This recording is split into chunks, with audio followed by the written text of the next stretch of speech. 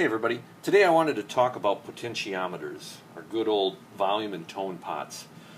They come in two different flavors. You've got a 250K and a 500K, and I'm just going to stick with those for today.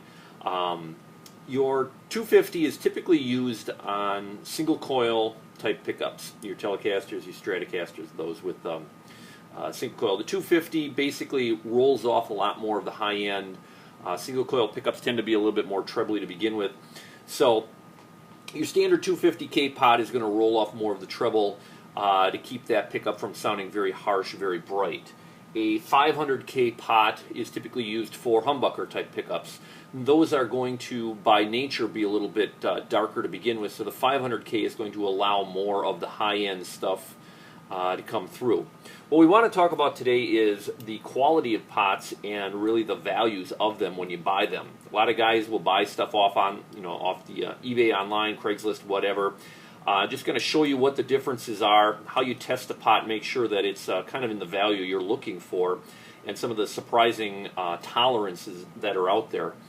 This is a traditional 250K CTS pot that you'd find online, roughly $4 to $5, something like that. It's supposed to be 250K.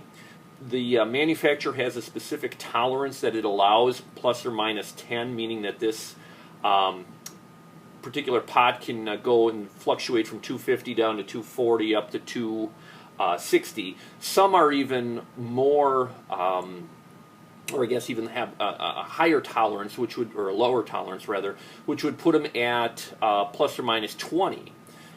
This guy, for example, is supposed to be a 250K. You're looking for that for your strats. I have my multimeter set for ohms. I touch the inside and outside lugs. You can see this guy's registering at 227. He's still within tolerance, but when you put this pot on, he's going to be a much darker sounding pot than maybe what you intended or what you were looking for. Got another 250K here. Do the same thing. This guy's coming out at 241. So between these two, this one is going to sound brighter than the first one. You can kind of take a look at the build quality as well. The cheaper ones are going to have kind of more of an alloy type shaft. The higher quality ones are going to be brass all up and down. Even with this one, which tends to be probably like a $7 or $8 pot, you can see it's not 100% in spec, so it's not even up to the 250. If we look at alpha pots, some guys like those better than the CTS. Same thing. This is a 250K alpha pot. He's registering at 236. So he's again within tolerance, but he's going to be much darker than maybe what you had intended. You might find some of the small form factor CTS pots. This one still has the 3/8 inch bushing on it, so that it goes in. It's all brass. And when we look at this one, test him out, you can see he's coming in at, oops, let me get it the right way here. There we go.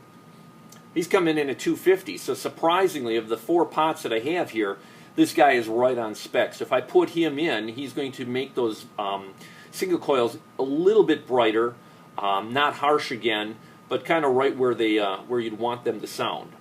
If we move these aside and we pull out a couple 500Ks, those of you guys with Les Pauls or humbucker-based guitars, you're going to see the difference here. This is a 500K CTS pot that I pulled off of some guy's guitar I worked on. He's coming in at 455, so he's 50 under. You can see somebody did a hell of a number on it here on the soldering on the back of it. Hopefully you guys can see that that's not how you're supposed to solder. But this guy is well below that 500K. So again, you can kind of see the build, the alloy, kind of cheaper components. This guy's going to make your humbuckers sound even darker than maybe what they come out of the shop as. Another 500K here, CTS pot. Take a look at him. He's even worse. He's at 440. So this guy's really going to be dark. This is a slightly higher quality one. You can tell again by the brass up and down the shaft. He's coming in 550. Okay, so this guy, long shaft, again, basically long shaft, short shaft, depending on the type of guitar and what kind of length you need to get it through the body. This guy is above spec, or above tolerance, which is great because he's going to definitely make those pickups sound brighter And you can always roll off the tone on the amp or on your tone knobs to help out if they're overly bright for you. Here's an alpha pot at the 500 level. Play with him. He's come in pretty close to 500. So again, you've got a lot of fluctuation and variance in those. So when you guys are out buying pots looking to replace what you have, really care about the quality of the build. Don't just go for the cheapest one, because you can see these are going to actually have a dramatic impact on your tone. It is going to sound darker if you're way underneath tolerance or under what you were looking for. If you're able to get some higher end quality pots, you're going to have a different, a much brighter sound. I've got a set here of high end, again, all brass CTS rather, 500K that I'm throwing into a guitar I'm working on right now. Again, this guy's at 560. He's going to make those humbuckers have far more presence and treble. I can control that with the amp and the tone a lot better. You might even find guys who want to sell you, or you might be interested in matched pots. These are 250K matched pots, and basically what I have here, all of these pots as I've gone through them, are spec'd out at 252.3.2.1. They're all almost identical in their overall tolerance and their spec. This way, when I put these pots in, I don't have any fluctuation, any difference from pot to pot. They're always going to be the same. It just makes that guitar far more consistent when I roll off the tone or the volume. A couple other things. If you are working on pots and you got a scratchy one, you're replacing one, whatever, head out to Radio Shack and get yourself a can of this Deoxit. They sell it for like $5. Basically, you're going to spray it into the opening here, and where you have the basic swivel. Just turn that. You're going to get rid of all of the scratches that's kind of making your noise when you turn the thing on and off.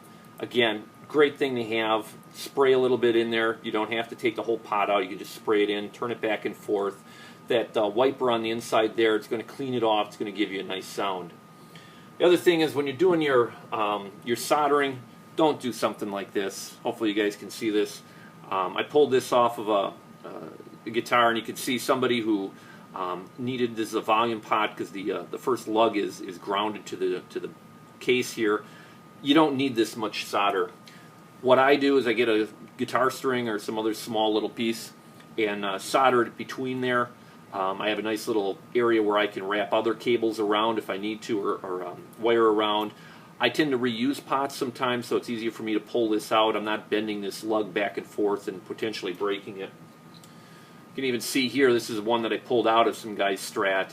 I don't know if it came from the factory this way or what, but you can just see this is just a ton of crappy soldering on here. I highly doubt this is direct from Fender, but nonetheless, whoever did this just really went overboard with the solder.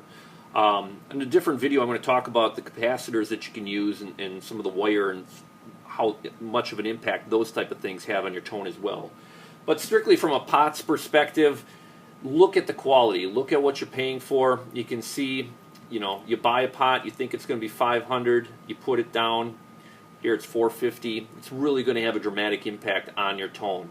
So take the time, spend the little extra money, make sure of what you got, and get your tone up to where you want it to be. So that's what I got for you today. Thanks for watching. If you have any other suggestions of things you'd like to see, let me know. Otherwise, I appreciate it.